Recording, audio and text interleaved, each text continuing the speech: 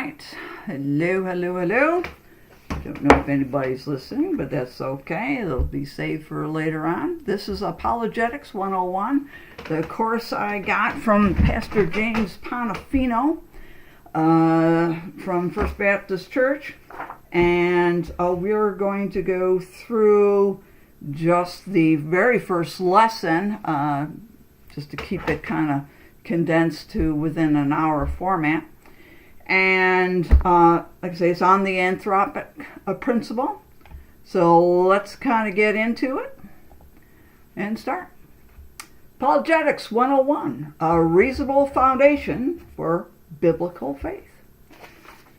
The unexamined life is not worth living, so said Socrates in 5 BC. Now, Socrates was telling his students that serious soul-searching was to be an intricate part of human existence. Scripture tells us the same thing. In 2 Corinthians 13:5, we are told, "Examine yourselves as to whether you are in the faith, test yourselves." So in this course of Apologetics 101, we should be encouraged to a similar pursuit, in that we are wise to pursue an examined life that is worth living. We too should be thinking people with a willingness to explore the foundations of what we claim to believe. Through this endeavor, we begin our journey in building a foundation of unshakable faith. Hebrews 11:1 says this, "And without faith, it is impossible to please God, because anyone who comes to him must believe that he exists and that he rewards those who earnestly seek him." 3 core areas of evidential signs. In this study, we're going to explore a multitude of sufficient evidences for the existence of God and rationality of biblical faith. And the first one is about the observable creation and through the basic laws of applied science. Now, when I looked up, I said, well, what are the basic laws of applied science? So this is what this is a set of fundamental principles derived from basic sciences like physics, chemistry, and biology. These foundational laws govern the behavior of matter, energy, and systems across all scientific disciplines. For example, the law of physics, such as conservation of mass and conservation of energy, are universally applicable and form the basis for understanding processes in chemistry, biology, and earth science. The conservation of mass states that mass is neither created nor destroyed in a chemical reaction, a principle essential for balancing chemical equations and understanding material transformations. Similarly, the conservation of energy, which states that energy cannot be created or destroyed, but only transformed one form to another, underpins processes in biological systems, chemical reactions, and mechanical engineering. In essence, applied science does not have its own set of independent laws, but rather applies the well-established laws of nature, such as Newton's laws of motion, the laws of thermodynamics, and the laws of electromagnetism to practical problems. The success of applied science depends on the accurate and appropriate use of these fundamental principles within the specific context of the problem being solved. The second one we'll look at is the mankind's universal sense of conscience as revealed in our applied moral and ethical reasoning. The third is the verifiable historical proofs related to the unique life, death, and resurrection of Christ. And it's from this threefold foundation that we'll begin our journey as we explore the rational evidences for both the existence of God as well as the meaning and purpose of our life itself. In the beginning, God created the heavens and the earth, as it is written, Genesis chapter 1, verse 1. In the beginning, that is time. The heavens, that is space, and the earth, that is matter. Everything we need, time, space, and matter, was created by God. The psalmist said in Psalm 19, verses 1 through 3, that the heavens declare the glory of God. The skies proclaim the work of his hands. Day after day they pour forth speech. Night after night they display knowledge. There's no speech or language where their voice is not heard.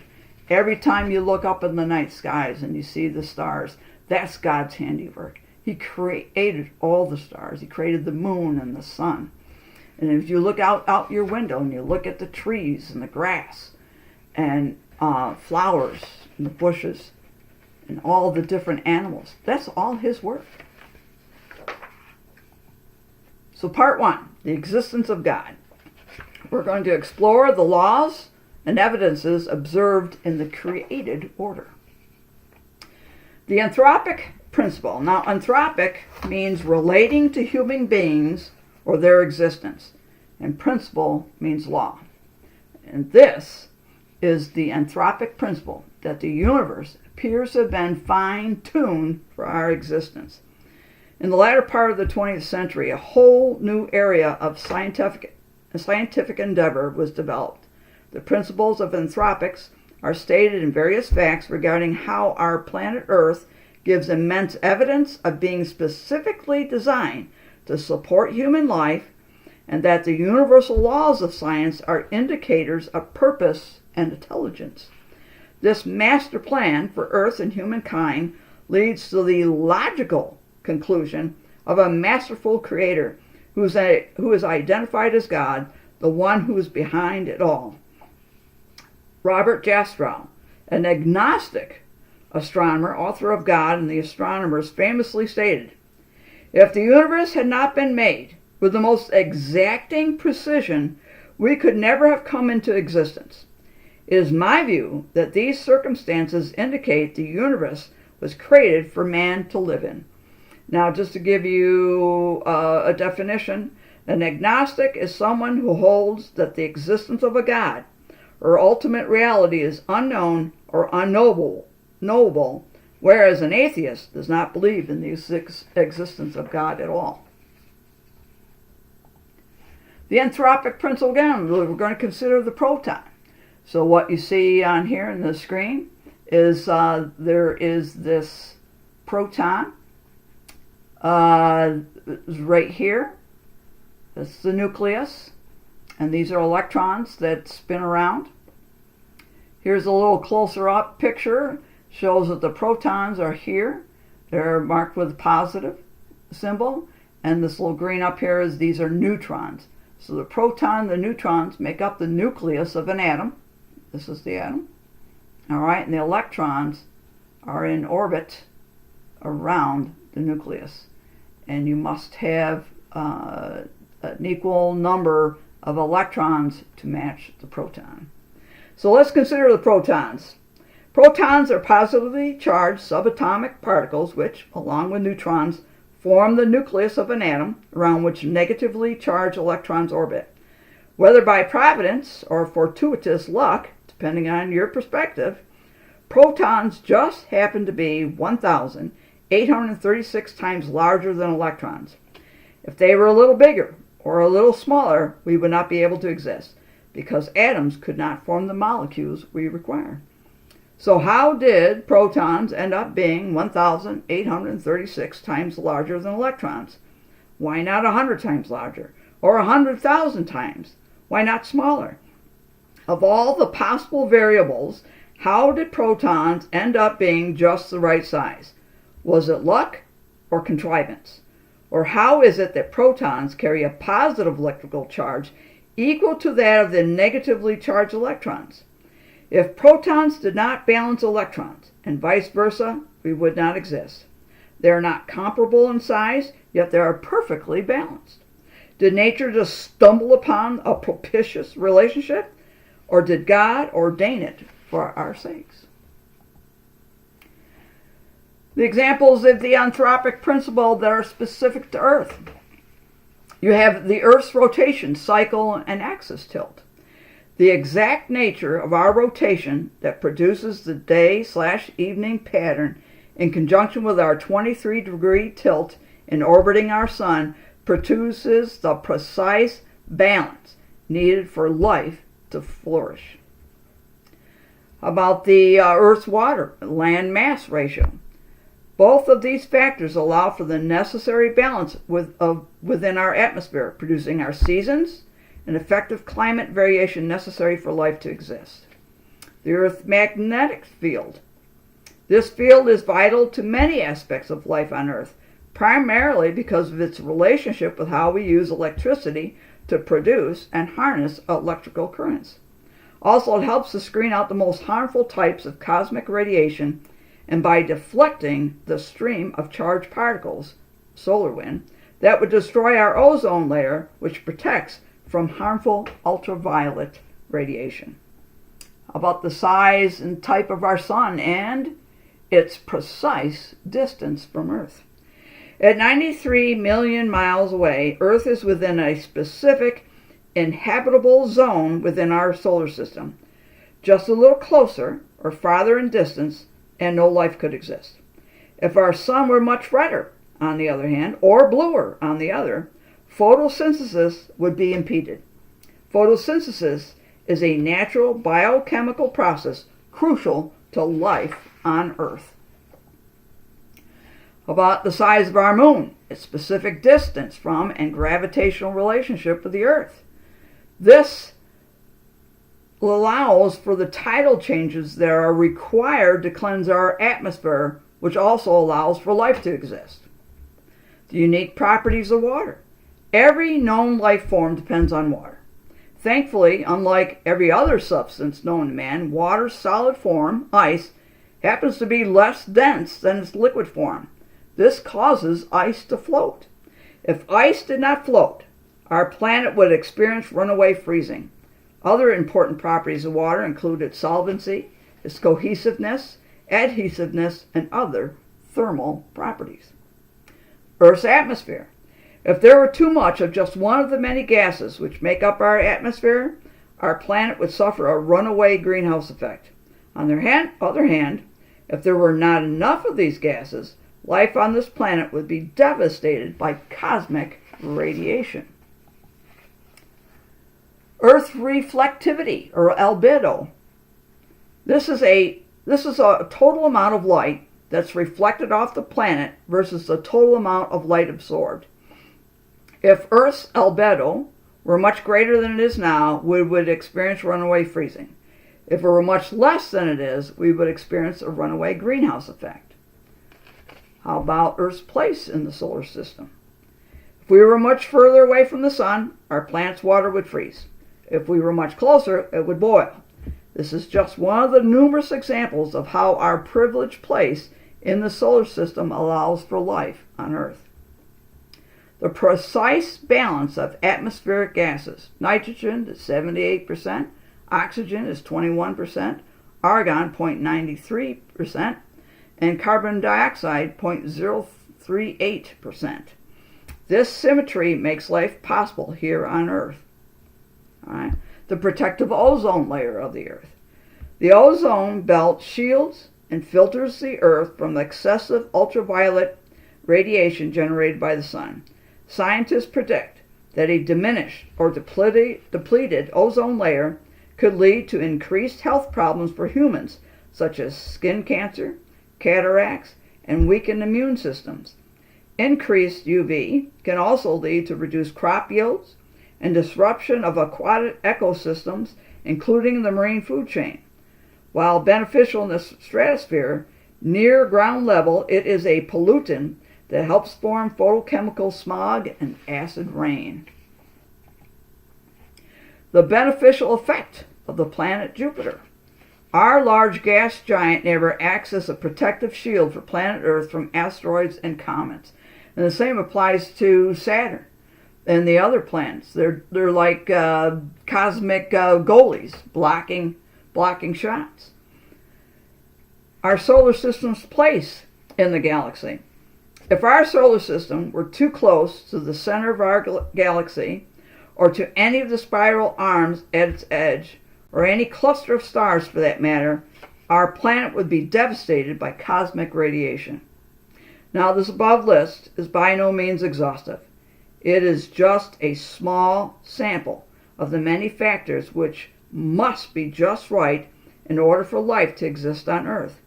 We are very fortunate to live on a privileged planet, in a privileged solar system, in a privileged galaxy, in a privileged universe.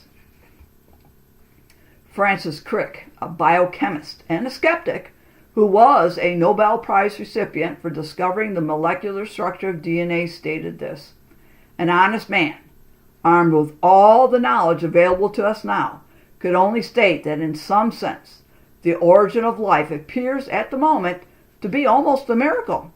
So many are the conditions which would have had to have been satisfied to get it going." So the question for us now is this: with so many universal constants and cosmological parameters defining our universe, and with so many possible variables for each one, how did they all just happen to fall within the extremely narrow range of values and parameters required for our existence? So, was it luck? Did we beat the odds? The general consensus is that we're either here by fortuitous luck against tremendous odds, or by the purposeful design of an intelligent agent. Some proponents of the here by chance perspective have sought to level the odds against fortuitous luck by hypothesizing a scenario whereby our universe is just one among many, and what has come to be termed the multiverse theory. This gives nature many more chances to get it right, bringing the odds against its successes down significantly. So imagine innumerable lifeless universes in which one or more of the necessary variables fail to fall within the specific range of values required for life as we know it to exist. The idea is that nature would eventually get it right, and apparently has done so, as evidenced by the fact that we exist, or so the argument goes. We are the lucky ones whose universe stumbled upon the right combination of cosmological values and constants. The Anthropic Principle is often cited as empirical grounds for the otherwise mathematically hypothetical multiverse. These principles had to come about somehow, right?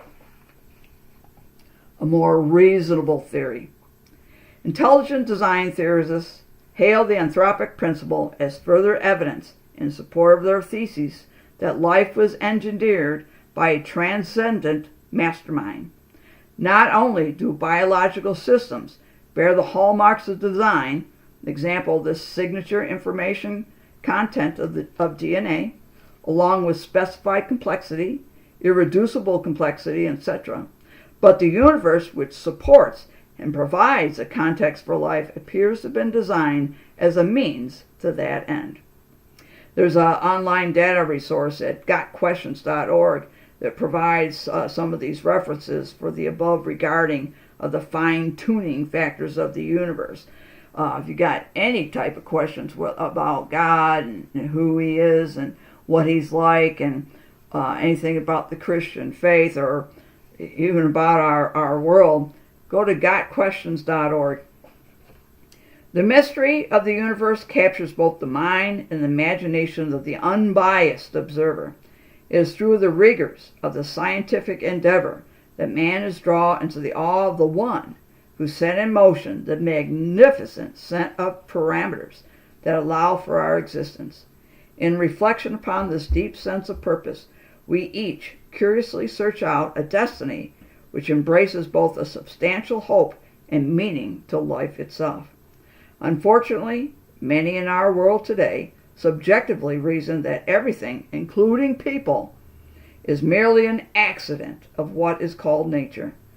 Contrary to this pessimistic philosophy of life, the heart of observational science actually leads us to see that we truly are significant in the vastness of all creation.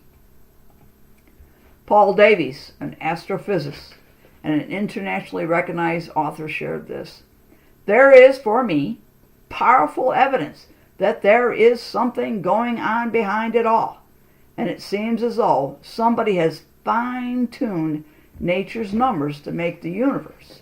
The impression of design is overwhelming." John Polkinghorne says he is a theoretical physicist noted, when you realize that the laws of nature must be incredibly fine-tuned to produce the universe we see, that conspires to plant the idea that the universe did not just happen, but that there must be a purpose behind it. Alan Sandage, astronomer and cosmologist, stated this: "It was my science that drove me to the conclusion that the world is much more complicated than can be explained by science. It is only through the supernatural that I can understand the mystery of existence." So in summary, the fine-tuning argument for life in the universe presents a reasonable case for the existence of God. Here are just three of the most elemental scientific laws that govern space, matter, and time for consideration. 1. The law of gravity. If gravity was not in the exact relationship with matter, there would be no stars, no planets, no life. 2. The law of electromagnetic force. If the EMF was not in the exact relationship with matter, there would be no atoms, no chemical bonding, no light, and no life. The law of strong nuclear force. If the SNF was not in the exact relationship with matter, there would be no atoms, thus no life. 4. The law of weak nuclear force. If the WNF was not in the exact relationship with matter, there would be no atoms, thus no life.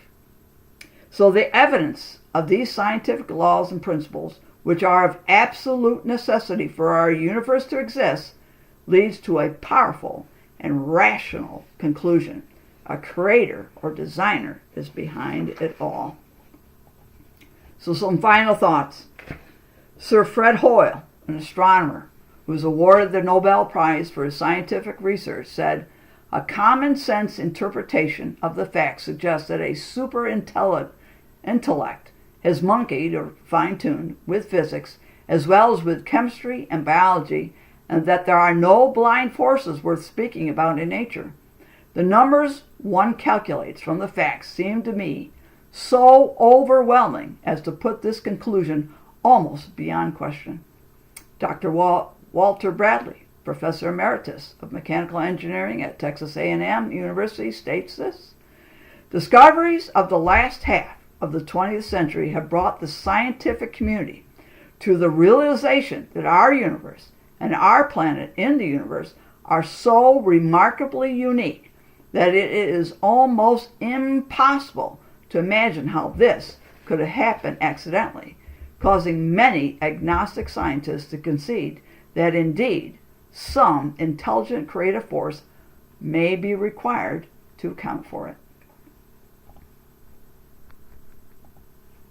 So that is our first lesson on Apologetics 101. So I know it seemed kind of a little complicated at times, and there's so much more that we could go over just on the Anthropic Principle alone. But stick with me, and we'll get on through it. And there's a number of more lessons that we're going to go through, and I think that'll give you an idea of how you can defend your faith. So thanks for watching, and we'll see you next time.